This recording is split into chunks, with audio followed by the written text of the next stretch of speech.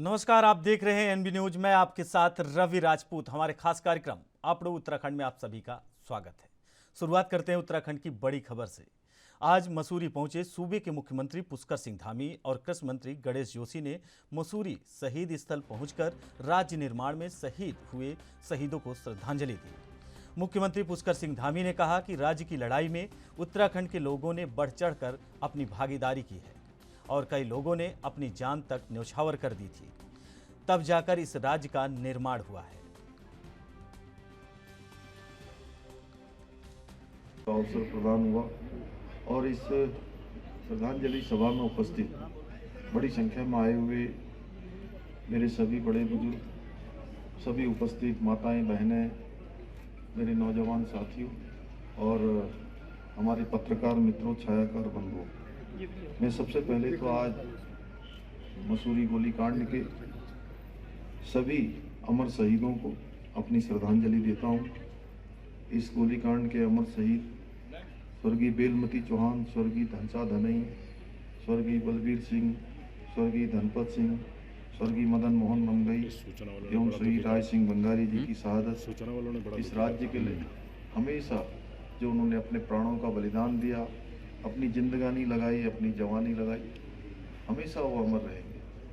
और आज हम उत्तराखंड राज्य में, जैसा गणेश जोशी जी बता रहे थे, अगर हम उत्तराखंड राज्य को प्राप्त किया है, उत्तराखंड राज्य में हम अपने हिसाब से नीतियों को बना रहे हैं, कार्यक्रमों को बना रहे हैं, तो उसके पीछे हमारे इन आंदोलनकारियों की शहादत है। इन वीर शहीदों की वो बलिदान है जिसके कारण से हम सभी को ये राज्य प्राप्त हुआ। और उनके बहुत सारे सपने थे। उन्होंने उस समय जब बिना किसी भय के, बिना किसी लोभ के, बिना किसी लालच के, वहीं भर्ती घोटाले को लेकर राज्य में लगातार आंदोलन जारी है। वहीं कांग्रेस के विधायक राजेंद्र भंडारी ने राजधानी देहरादून में विधानसभा गेट के सामने सैकड़ों कार्यकर्ताओं के साथ धरना दिया। राजेंद्र भंडारी ने सरकार पर गंभीर आरोप लगाते हुए मांग की है कि 2002 से जितनी भी नियुक्तियां हुई हैं उन सब की जांच की जाए। उन्होंने कहा कि नियुक्तियां रिश्तेदारों और पहचान वालों की होनी है तो सरकार सारे आयोग को भंग कर दे।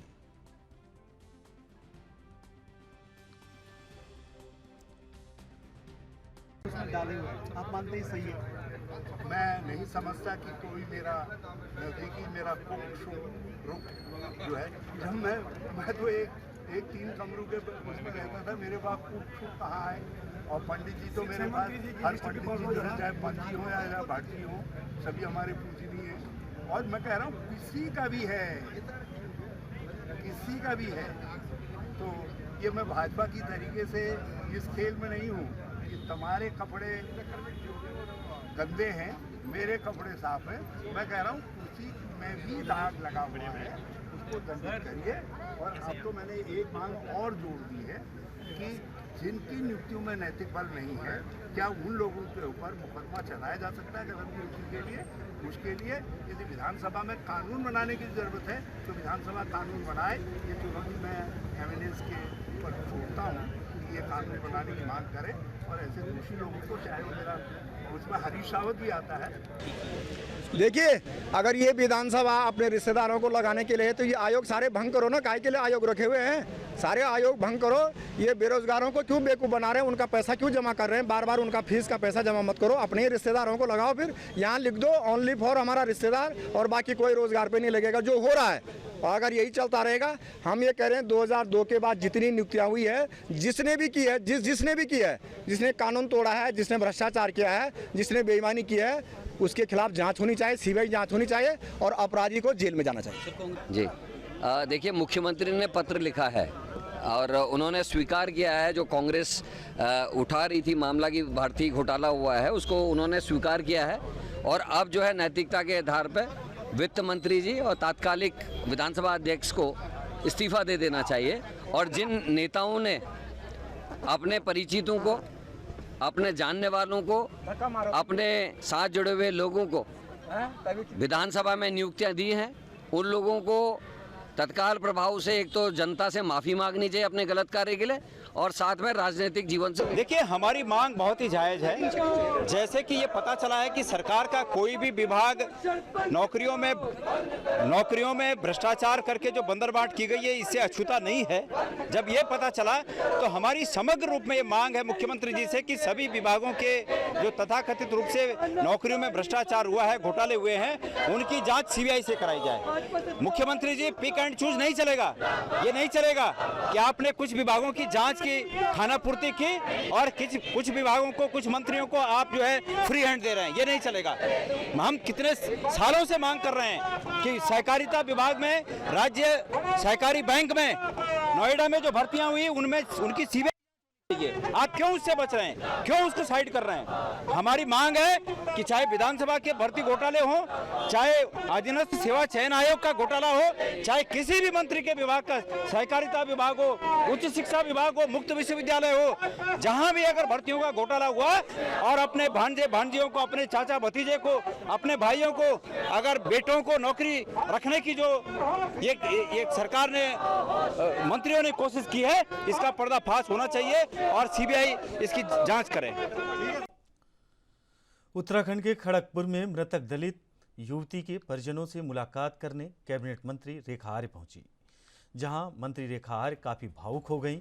इस मौके पर उन्होंने मृतक युवती के माता पिता से काफ़ी देर तक बात की और सरकार से हर संभव मदद दिलाने का भरोसा दिया। आपको बता दें, खड़गपुर से बीते 3 अगस्त से लापता अंजलि को दूसरे समुदाय के युवक ने प्रेम जाल में फंसाकर किच्छा में हत्या कर दी। पुलिस ने बीती 27 सितंबर को युवती का शव जंगल से बरामद किया। इस मामले में पुलिस ने मुख्य आरोपी और उसके साथी सचिन को गिरफ्तार कर जेल भेज दिया है।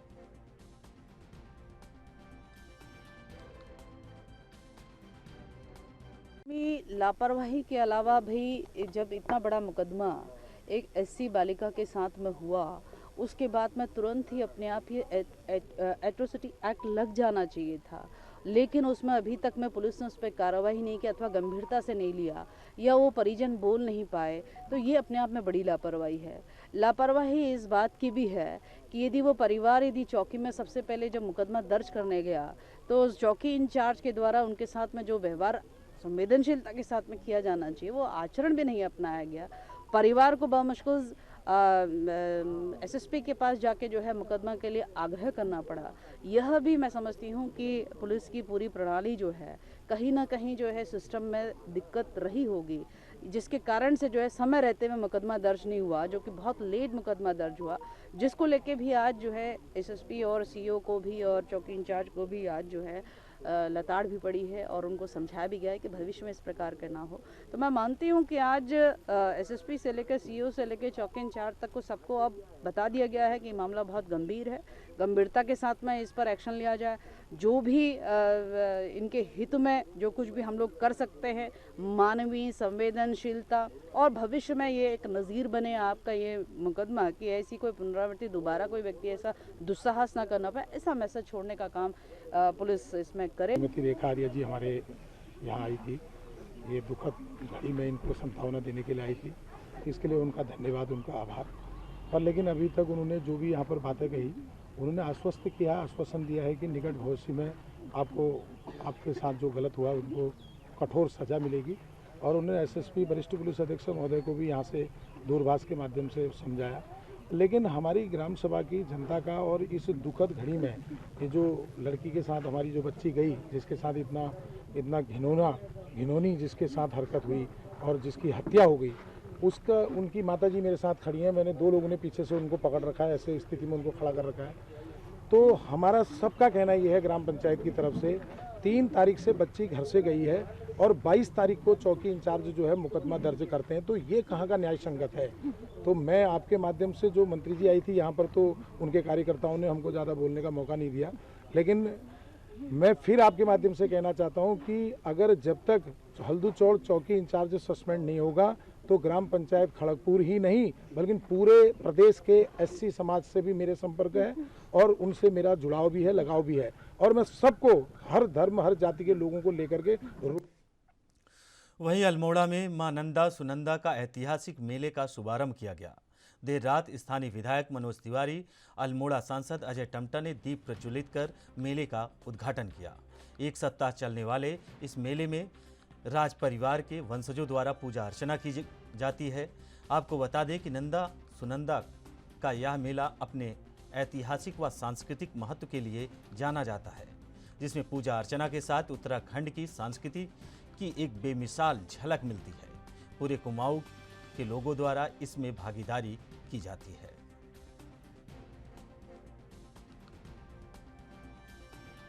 मां नंदा देवी के इस पावन ऐतिहासिक पर्व जो वर्षों से अनादि समय से लगातार मनाया जा रहा है और मां के प्रति जो भक्त हैं उनका ये ऐतिहासिक धरोहर के रूप में लगातार नियमित करना ये अपने आप में एक बहुत बड़ी उपलब्धि है और इसको लगातार हर वर्ष बढ़ चढ़ करके करने का काम हमारे अल्मोड़ा के जो आसपास के क्षेत्र हैं, बाहर से भी लोग आते हैं। ये एक ऐतिहासिक मेला है और ये हमारी एक प्रकार की संस्कृति को धरोहर रखने का सबसे बड़ा मां नंदा देवी के इस मेले का आयोजन वर्षों से।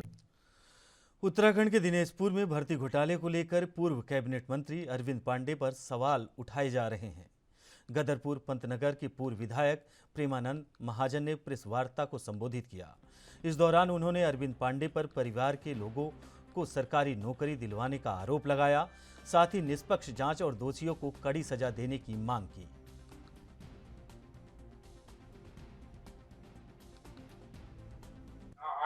देखिए, कांग्रेस पार्टी पहले दिन से ही मुखर है। ये जो यूपीएससी का जो घोटाला हुआ है तब से कांग्रेस पार्टी मुखर है इस विषय में। हमारे आप इसी से ही समझ जाओ कि हमारे जो पूर्व राष्ट्रीय अध्यक्ष माननीय राहुल गांधी जी ने भी इस विषय में बोला है और पूरे नेशनल मीडिया में छपा है। आज हमारे प्रभारी जी बोल रहे हैं, हमारे प्रदेश अध्यक्ष बोल रहे हैं, प्रेमानंद महाजन जैसे सैकड़ों बोल रहे हैं।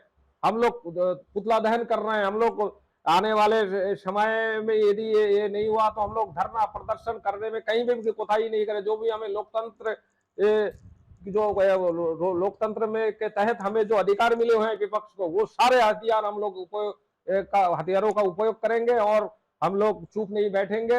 और अभी मैं कुछ देर पहले भी कहा था और अब भी कह रहा हूँ, आपके माध्यम से कहना चाह रहा हूँ कि जो हमारे उत्तराखंड सरकार है, हमारे माननीय मुख्यमंत्री जी ने बहुत कई आदेश कर दिए, तो उनसे ये निवेदन करता हूं कि वो सीबीआई जांच के लिए सिफारिश करे केंद्र को। सीबीआई जांच हो और दोषी को सजा मिले।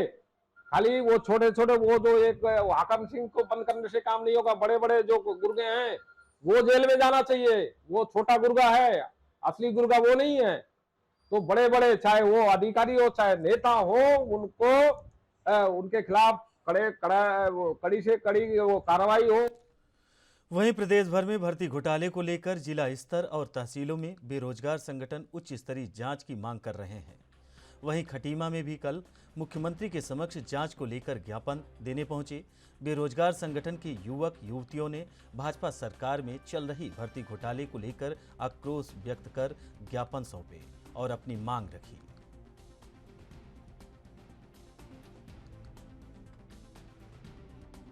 सर, ये पहला तो यही है कि भर्ती परीक्षाओं में जो धांधली हुई है वो दोबारा से ना हो। काम अच्छा चल रहा है, हम लोग ये नहीं कह रहे कि काम गलत चल रहा है। और दूसरा हमारा ये है कि इसके चक्कर में आप बाकी भर्तियां क्यों रोक रहे हो? जो बाकी की भर्तियां होनी थी जैसे पुलिस कांस्टेबल, ये सारी रुक गई है। तो जांच एक तरफ चलती रहे, क्या हम पैरेलल काम नहीं कर सकते? आप जांच करते रहिए ना, जांच करते रहिए और उसके साथ ही दूसरा भी जो एग्जाम है वो करवाते रहिए। एक एग्जाम के चक्कर में बाकी सारा बच्चा बैठा थोड़ी रहेगा। और सर, इसके साथ जो लोक सेवा आयोग की चल रही थी FRO, पता है कल रात आया, 10 तारीख से एग्जाम था और कल रात ये आया कि आपने फिर पीछे कर दिया। अब वो कब तक पीछे जाएंगे हमें नहीं पता है। वो स्थगित है, अपर PCS फिर स्थगित होने वाला है। फटाफट क्या कहते हैं सिलेबस को चेंज करें और एग्जाम को भी कराएं सही तरीके से। और ये मतलब ये भ्रष्टाचार हो रही है, धांधली हो रही है, उसको भी मतलब समाप्ति कर दें। क्योंकि ये पढ़ने वाले बच्चे कब तक पढ़ेंगे? हम इतनी देर तक मेहनत करते हैं, 2-3 बजे तक रात में देखते हैं, हम मेहनत कर रहे हैं, ऐसे करते रहेंगे क्या पढ़ाई वक्त। वहीं विधानसभा भर्ती घोटाले के मामले में वित्त मंत्री प्रेमचंद अग्रवाल के निजी आवास का घेराव करने पहुंचे उत्तराखंड जन एकता पार्टी के नेता कनक धनाई सहित 8 लोगों को पुलिस ने गिरफ्तार कर लिया। हालांकि यह गिरफ्तारी तब हुई जब पार्टी के कार्यकर्ता कैबिनेट मंत्री के निजी आवास से महज 10 कदम की दूरी पर पुलिस को चकमा देकर पहुंच गए। पुलिस ने जबरदस्ती कार्यकर्ताओं को गिरफ्तार कर IDPL चौकी पहुंचाया। जहां उनके खिलाफ पुलिस ने कानूनी कार्रवाई की। इस दौरान कार्यकर्ताओं की पुलिस के साथ नोकझोंक होती हुई भी दिखाई दी। दिलचस्प बात यह रही कि कार्यकर्ताओं को रोकने के लिए पुलिस ने कैबिनेट मंत्री के आवास जाने वाले सभी रास्तों पर पुलिस बल की तैनाती और बैरिकेडिंग की थी, मगर कार्यकर्ता कब और किस रास्ते से कैबिनेट मंत्री के आवास के नजदीक पहुंच गए, पुलिस को इसकी भनक तक नहीं लगी। ये विधानसभा अध्यक्ष जी द्वारा जो 75 नियुक्तियां हुई थी, उसके विरोध में हमने आज यहाँ पे धरना करना चाहा। उसी के विरोध में पुलिस के द्वारा ये कार्रवाई की गई। निजी आवास घेराव करने जा रहे थे आप लोग?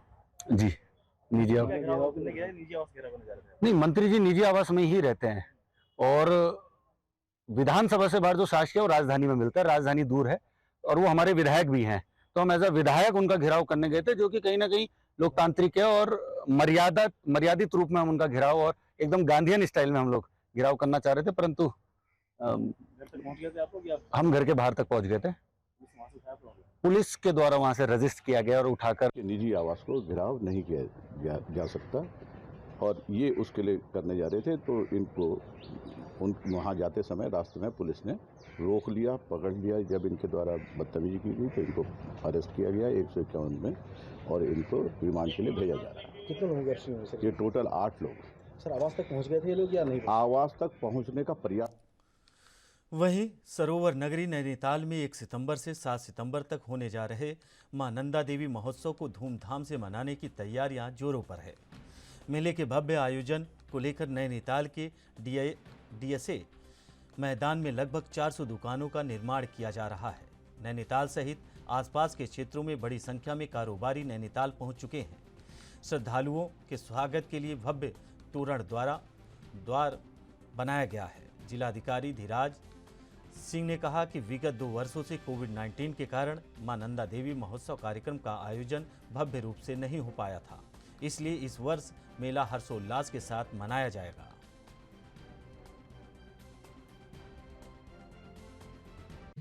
सुरक्षा के दृष्टिकोण से हमने नगर पालिकाओं को ये निर्देशित किया है कि मेला स्थल पे खासकर वहाँ पे सीसी कैमरे की व्यवस्था हो, टॉयलेट्स की व्यवस्था हो और साथ ही साथ मंदिर परिसर में जो भी प्रचार प्रसार इनका होना है वो उसकी व्यवस्था सारी नगर पालिका देख रही है और सफाई की व्यवस्था पर सबसे ज़्यादा जोर उनको देना है। मोबाइल टॉयलेट्स वगैरह लगाने हैं और विद्युत विभाग को हम लोगों ने कहा कि जो दूरस्थ क्षेत्रों से हमारे लोग आते हैं, चाहे पंगोड़ की तरफ से आए, नारायण नगर की तरफ से आए या फिर कृष्णापुर की तरफ से आए। वहीं हरिद्वार में जिला पंचायत चुनाव के ऐलान के साथ पंचायत राजनीति में दबदबा रखने वाली बसपा भी चुनाव की तैयारी में जुट गई है। प्रदेश प्रभारी गया चरण दिनकर हरिद्वार के शिवालिक नगर स्थित बसपा प्रदेश कार्यालय पहुंचे, जहां उन्होंने स्थानीय कार्यकर्ताओं के साथ चुनावी रणनीति पर चर्चा की।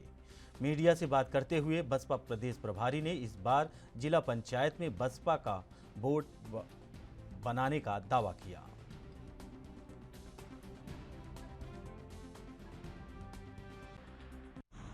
बहुजन समाज पार्टी इन तीनों स्तरों के चुनाव पर पैनी निगाह रखे हुए है। विशेष करके बहुजन समाज पार्टी जैसे अन्य दल करते हैं तो उन दलों की भांति बहुजन समाज पार्टी भी जिला पंचायत के प्रादेशिक क्षेत्र 44 है, 44 में से 44 पर कैंडिडेट उतारेगी।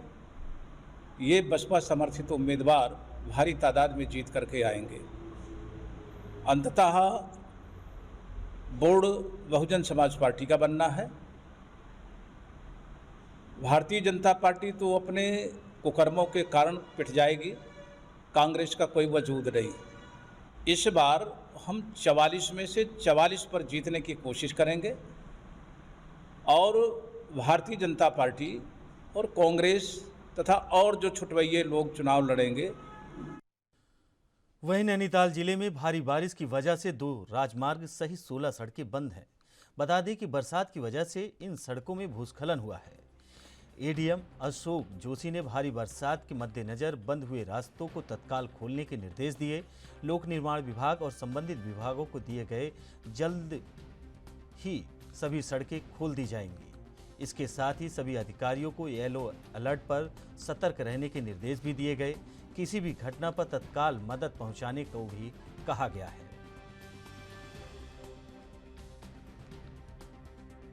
16 सड़कें बन रहे हैं, जिसमें से 14 ग्रामीण क्षेत्र की हैं और 2 स्टेट हाईवे हैं बेताल घाट में, जो रामनगर डिवीज़न में आते हैं पीडब्ल्यूडी। तो ये इनको खोलने के लिए सभी कंसर्निंग डिपार्टमेंट को कहा जा चुका है और खोलने की कार्रवाई चल रही है। शीघ्र ही सबसे पहले एसएच को खोलने का प्रयास किया जा रहा है और साथ ही साथ ग्रामीण क्षेत्र मार्गों को भी खोलने के लिए। वहीं तराई केंद्रीय वन प्रभाग में इन दिनों जंगली जानवरों का आतंक है। हाथियों का झुंड खेतों तक पहुंच रहा है। ताज़ा मामला हल्द्वानी के रामपुर रोड जीतपुर नेगी गांव का है, जहां एक हाथी जंगल से निकलकर निजी स्कूल के गेट का दरवाजा तोड़कर स्कूल के अंदर काफ़ी देर तक घूमता रहा और हाथी स्कूल के बरामदे में मदमस्त चलता हुआ देखा गया। वहीं पूरी घटना सीसीटीवी कैमरे में कैद हो गई, जिसको लेकर स्थानीय लोगों ने वन अधिकारियों से सुरक्षा की मांग की है।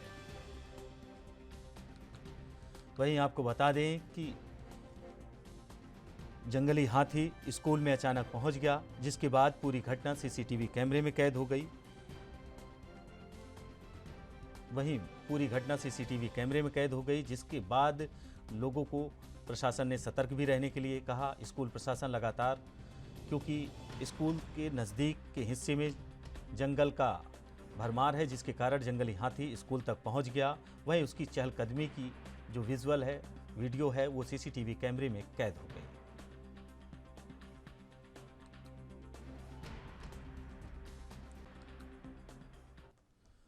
वहीं श्रीनगर गढ़वाल केंद्रीय विश्वविद्यालय के छात्रों ने विश्वविद्यालय की कुलपति का शव यात्रा निकाली।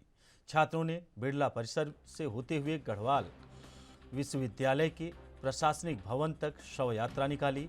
इस दौरान छात्रों ने कुलपति के विरोध में जमकर नारेबाजी की।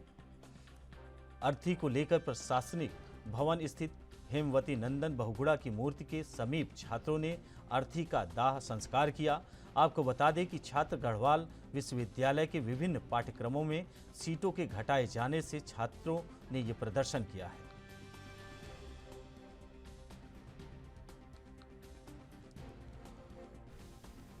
का है। आज भी पहाड़ का बच्चा सिर्फ मूलभूत सुविधाओं के लिए, अपने एडमिशन के लिए यहाँ पर तरस रहा है और पहाड़ का बच्चा सिर्फ अपने एडमिशन के लिए यहाँ पर तरस रहा है, जिसके लिए आज हम सब लोगों को यहाँ पर आंदोलन करना पड़ रहा है। आज इतना बड़ा दुर्भाग्य है, इतने सपनों के साथ हमारे पूर्वजों ने इस उत्तराखंड को बनाया, इतने सपनों के साथ हमारे इस पूर्वजों ने आंदोलन करा, तब जाके हमें ये गढ़वाल विश्वविद्यालय मिला। हमारे हेमवती नंदन बहुगुणा जी ने इतना संघर्ष किया, उसके बावजूद हमें ये गढ़वाल विश्वविद्यालय मिला है। परंतु आज ऐसी स्थिति आ गई है, जो इस गढ़वाल की जो विवि की कुलपति हैं, जो वर्तमान की कुलपति हैं, उन्होंने इस गढ़वाल विश्वविद्यालय की इतनी दुर्दशा कर दी है, मुझे तो ऐसा लगता है कि वो सीधा सीधा साफ तौर पर पहाड़ विरोधी कुलपति हैं और वो बिल्कुल नहीं चाहती कि छात्रों के हितों का भविष्य, छात्रों के हित हो। आंदोलन की देन है और ये केंद्र विश्वविद्यालय भी, जिसकी कुलपति अन्नपूर्णा नौटियाल बनी हुई है, ये भी आंदोलन की देन है।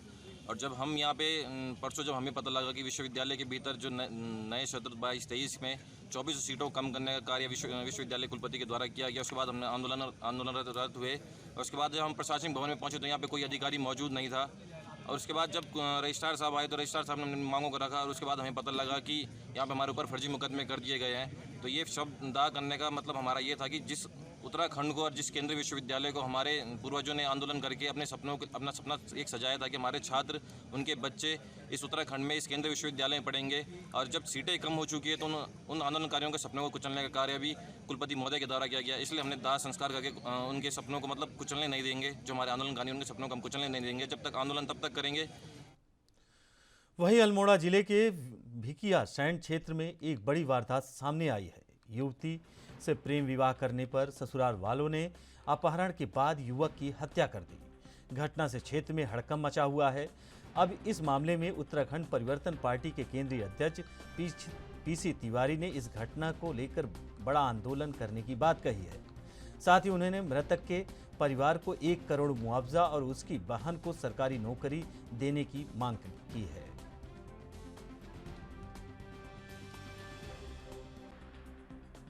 एक चीज का पता रखें तो आपको यहाँ क्यों नहीं पता चला? जगदीश जैसे नौजवान जो मेहनत मजदूरी करके अपने समाज को बदलने का काम करते हैं, उनके साथ अगर इस तरह की घटनाएं हों, उनके साथ ये बात हो और उनको ये भी नहीं रहा कि भाई ये ये सामाजिक कार्यकर्ता है, इसके बारे में कुछ न कुछ लोग दुनिया में, देश में, समाज में सोचेंगे, ये भी नहीं लगा। तो अब बाकी की जिम्मेदारी है, सल्ट क्षेत्र के बाकी चीज की जिम्मेदारी है, उत्तराखंड के बाकी चीज की जिम्मेदारी है कि वो इस मसाल को अपने हाथ में ले। मैं अभी देख रहा था चेतना आंदोलन के साथियों का, उत्तराखंड से, उत्तराखंड के बाहर से तमाम लोग जो संवेदनशील हैं, वो इस मामले को लेकर बहुत गंभीर हैं। वो पूछ रहे हैं, वो कह रहे हैं कि नहीं, इस लड़ाई को हम मिलकर लड़ेंगे। तो मुझे लगता है वो बात आएगी और उससे समाज भी बदलेगा और हम लोगों को भी अपना तौर तरीका बदलना पड़ेगा और सरकार को भी अपना तौर तरीका। वहीं नैनीताल में मां नंदा देवी महोत्सव का कदली वृक्ष के लिए टीम को विदा कर महोत्सव का आगाज हुआ। केंद्रीय रक्षा और पर्यटन राज्य मंत्री अजय भट्ट ने दीप प्रज्वलित कर मेले की शुरुआत की। कदली वृक्ष लेने जाने वाली टीम को विदा भी किया। आयोजक समिति के महासचिव जगदीश बवाड़ी ने बताया कि मां नंदा देवी महोत्सव इस वर्ष 120वें वर्ष में प्रवेश कर लिया है। साथ ही उनकी मांग है कि लोगों की अपार आस्था वाले इस राजकीय मेले को राष्ट्रीय मेला घोषित किया जाए।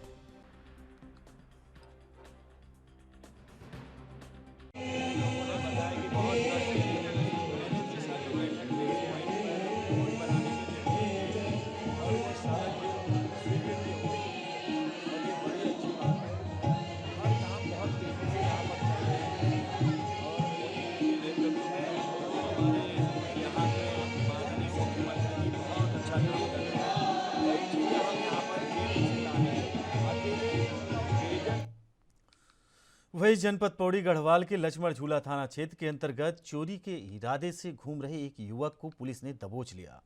कब्जे से एक अवैध रूप से रखा गया चाकू भी पुलिस ने बरामद कर लिया।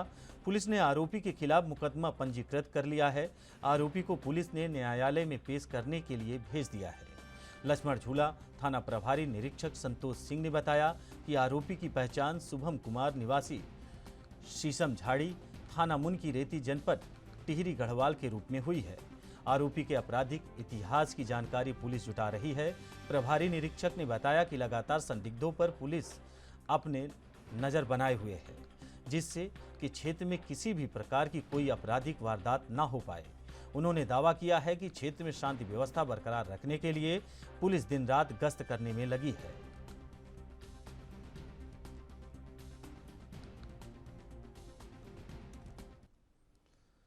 फिलहाल आप उत्तराखंड में हमारे साथ इतना ही। बाकी खबरों से जुड़े रहने के लिए देखते रहिए ANB न्यूज। नमस्कार।